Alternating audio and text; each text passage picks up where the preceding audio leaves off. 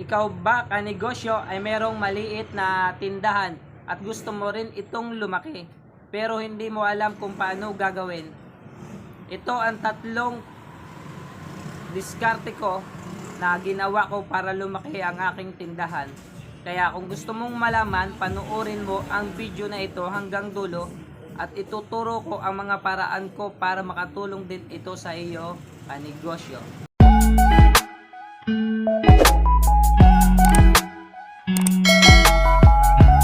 Hello po mga kanegosyo, kaibigan, kasari. Good afternoon po sa ating lahat. Welcome back po sa ating YouTube channel. Ngayon po ay araw po ng Sabado at ang oras po natin ay alas 3 na po ng hapon mga kanegosyo. So bago tayo magsimula mga kanegosyo, sana naman po ay tuloy-tuloy pa rin po ang magandang bintahan ng ating mga tindahan at tuloy-tuloy pa rin po ang pagdami ng ating mga customer. So mga kanegosyo, ikaw ba ay merong munting tindahan at gusto mo rin itong lumaki? Kaya mga kanegosyo, i-share ko sa inyo ang tatlong diskarte na ginawa ko sa aking tindahan kaya ko po ito napalaki. So ang una kanegosyo, dapat marunong po tayong magpaikot. So mga kanegosyo, kapag tayo po ay merong tindahan, meron po tayong maliit na tindahan at ang tindahan po natin ay kaya bumebenta po tayo. So yung gagawin po natin sa ating benta mga kanegosyo ay dapat ay ikutin po natin ito.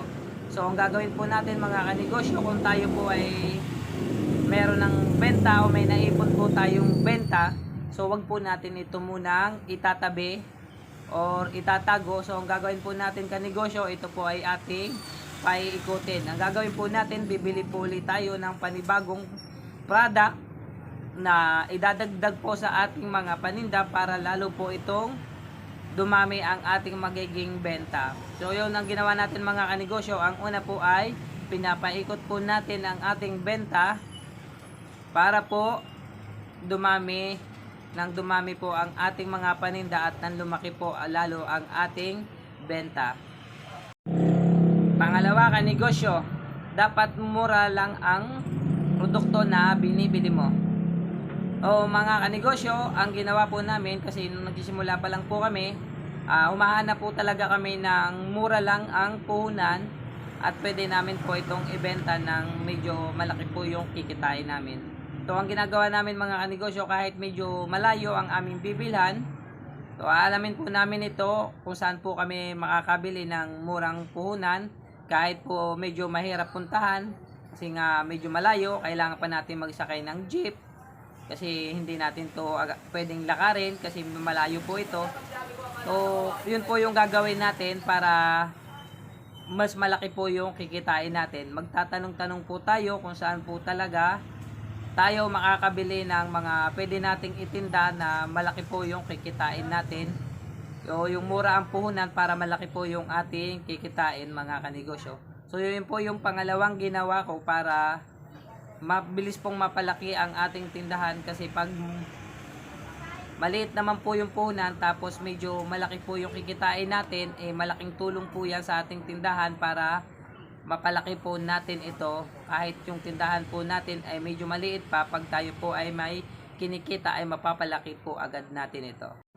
Para naman po sa iyo kanegosyo na nanonood po ngayon at sa mga kanegosyo ko dyan na nakapanood na po ng aking video at hindi pa po kayo nakasubscribe sa ating YouTube channel, please subscribe and pahit na rin po ng notification bell para lagi po tayong updated pag may bagong video po akong i-upload. Ito na ang panghuli at pangatlo sa ating listahan. Mga kanegosyo, dapat marunong tayong mag-budget. Mga kanegosyo, pag ang tindahan natin ay bumebenta na o kumikita na, dapat ay marunong po tayong budgetin ang ating pera o ang ating benta. O mga kanegosyo, ang gawin po natin, ibukod po natin ang pera na pambibili po uli natin ng paninda o ng ating produkto. Pangalawa kanegosyo, ibukod po natin ang mga pambayad po ng ating mga bill, pambayad po ng kuryente, tubig, bahay, at ibukod din po natin yung ating mga gagastusin, at ibukod rin po natin yung ating mga kikitain. At mga kanegosyo, kailangan tama ang paghawak mo sa pera, lalo na kapag maliit pa lang ang iyong kinikita. para lumaki ito at dumami pa ang iyong tindahan. Yan mga kanegosyo ang mga ginawa ko para lumaki ang aking tindahan.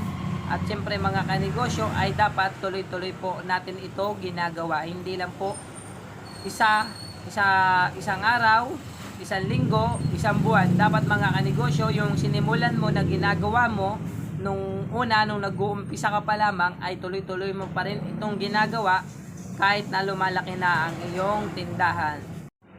Ito yung 3 na nasa listahan natin. Una kanegosyo, marunong tayong magpaikot ng ating pera na benta ng ating tindahan. Pangalawa kanegosyo, ay marunong tayong manap ng mga murang paninda. Pangatlo kanegosyo, ay marunong po tayo mag-budget. Maraming salamat sa iyo kanegosyo kung nakaabot ka sa bahagi na ito. At maraming salamat po sa ating mga kanegosyo dyan na sumusuporta po sa ating channel. And syempre mga kanegosyo, lagi lang po nating tatandaan sipag at tiyaga, aasinso rin po tayo. At lagi lang po tayong magdarasal at sasamahan po natin ng panalangin araw-araw ang ating pagtitinda at pagninegosyo. And mahalin po natin ang ating mga tindahan, mahalin po natin ang ating mga negosyo. At ingat lagi po tayo mga kanegosyo. Maraming salamat po sa inyo. Bye-bye!